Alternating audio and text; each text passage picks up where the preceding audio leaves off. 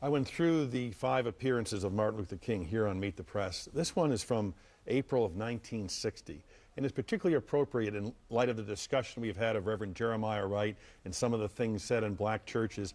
Here's Dr. King talking about the differences between white churches and black churches and what happens at 11 o'clock in the morning on Sunday. Let's watch. Dr. King, how many white people are members of your church in Atlanta? I don't have any white members, Mr. Van der Linden. Well, sir, you said integration is the law of the land and it's morally right, whereas segregation is morally wrong, and the president should do something about it. Do you mean the president should issue an order that the schools and the churches and the stores should all be integrated?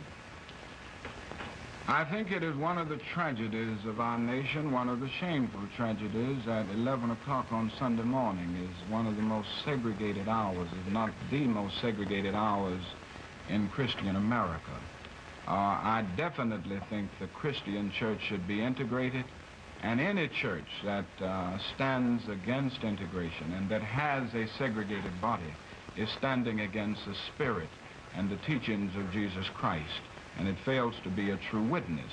But this is something that the church will have to do itself. I don't think church integration will come through legal processes.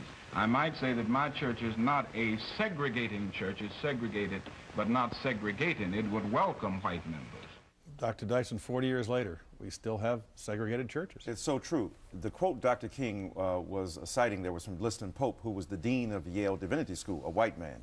So even in his acknowledgement of this segregated social hour, Dr. King was acknowledging a tradition that has been acknowledged by white liberals. But here's the tragedy.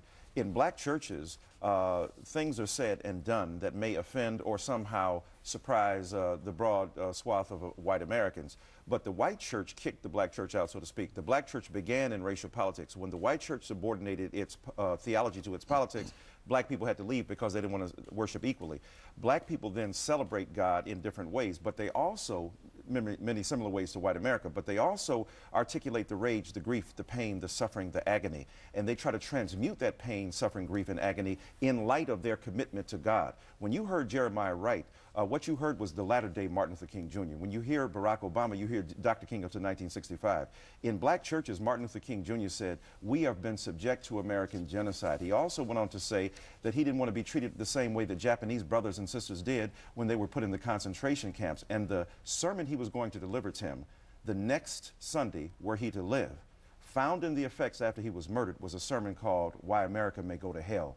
That's the Martin Luther King Jr. with which the broad swath of America is not familiar, and they don't understand within the black church the articulation of a theological tradition that responds to hatred, doesn't respond in hate but prophetic anger, and then ultimately love enough to speak justice to the nation. Justice is what love sounds like when it speaks in public, and Martin Luther King Jr. did this.